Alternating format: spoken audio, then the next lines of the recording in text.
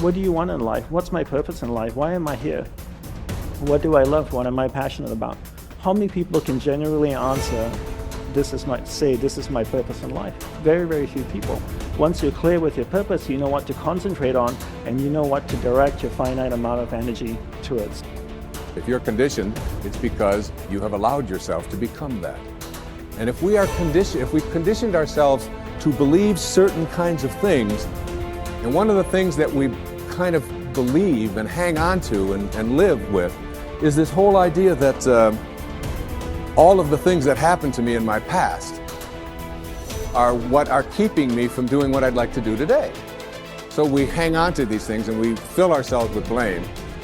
You have some options. Here you are exploring the variety of your environment and coming into alignment with who you really are, and then allowing all of that to flow through you too.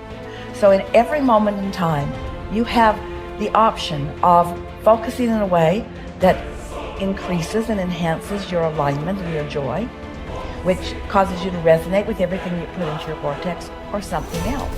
There really are not so many other choices, are there? You can focus on a problem. You cannot have enough money and feel bad because you are attached to the money, or you can not have enough money and feel good as you're anticipating more coming. But the consequence or the circumstance of the money does not need to dictate to you how you feel. That is the problem with getting attached to something that you can't control, is that it leaves you like a puppet with no strings. It's about not putting your attachment in all the wrong places, not putting it in what is temporary, but putting it in what is steady. And then in that steady attachment or alignment, then you can just flow it to whatever is currently in your now, flowing through your experience. You can't give away what you don't have. People who are not good at giving away love can't give away love because they don't have it to give away. If I want to give you a dozen oranges, I can't give you those dozen oranges unless I go out and pick up 12 oranges someplace. Otherwise, all it is just empty rhetoric. And the same thing is true of virtually everything in your life.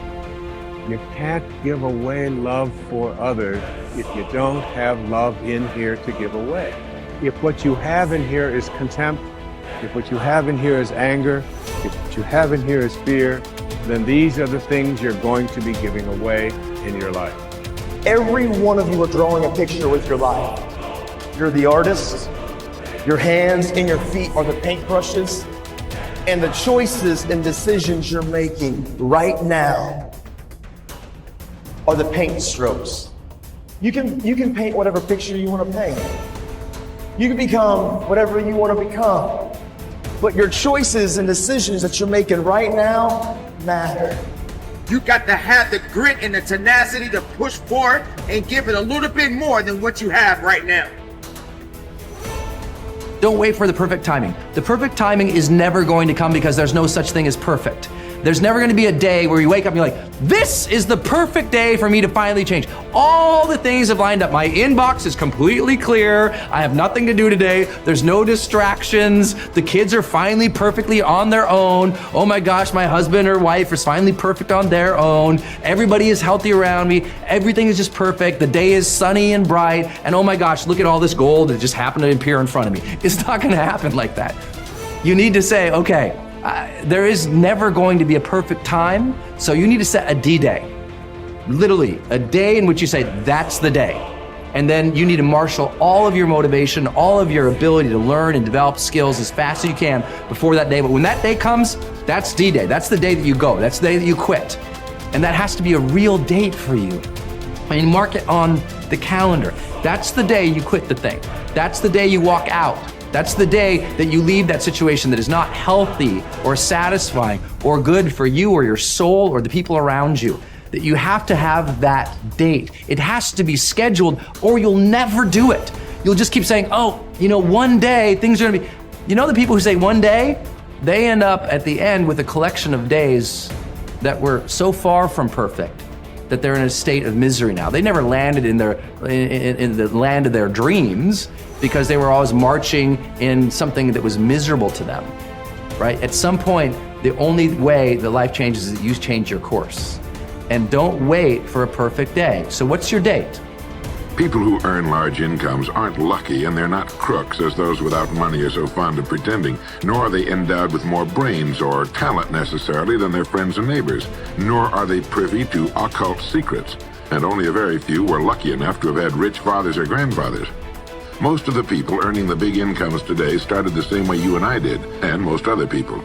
The only difference between the men who earn big incomes and those who earn small incomes is that those earning big incomes decided to earn more. They're the people who made it their business to earn more. You see, people do what they make up their minds to do. So get rid of the ancient superstition once and for all that people who earn big money are special people, are lucky, or get the breaks, or had money to begin with, or knew someone, or are smarter, or anything else. These are alibis. They can all be disproved 1,000 times.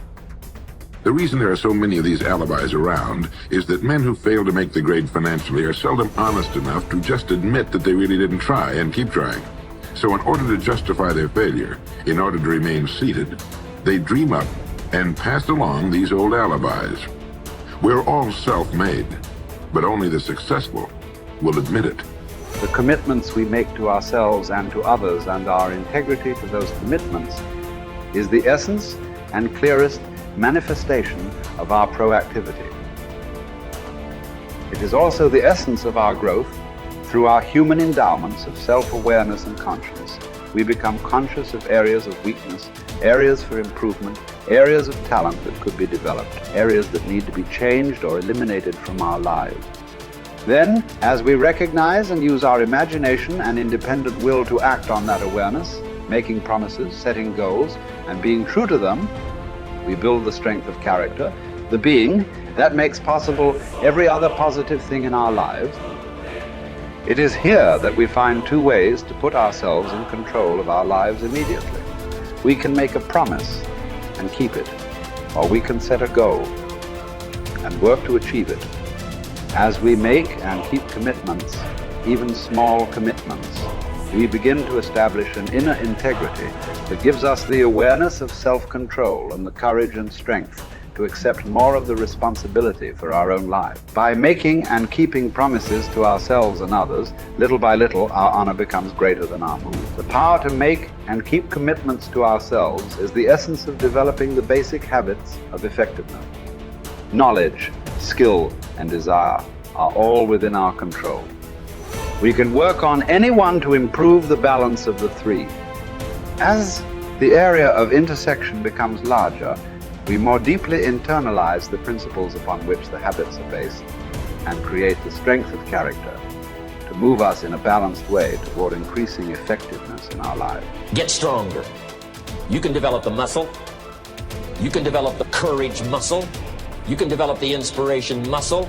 You can develop the dedication muscle. You can get stronger. There isn't anybody here that can't get stronger.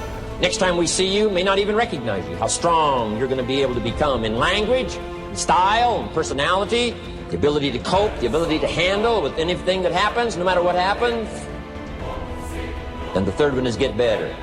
We can all get better. I've gotten better.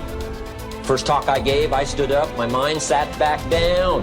But here's the secret to my success. I stood up and did it again. Stood up and I did it again. And I did it again, and I did it again all those many years ago. I did it when I was scared, and I did it when I didn't want to, and I did it when I was ill. And I did it when it didn't work well, and I did it when they didn't appreciate it, and I didn't a lot of times when I didn't know much what I was doing. I just did it anyway. And now all these years later, I'm asked to walk on this stage with the greatest introduction I've ever had, greatest response and welcome I've ever had, the greatest opportunity I've ever had to touch this many lives with a mixture of words and heart and soul. I got better. I got better day by day and week by week and month by month, and I'm asking you to do the same thing until you can develop a long arm and a long reach, until you can develop influence that won't quit. Touch people next year you couldn't touch this year.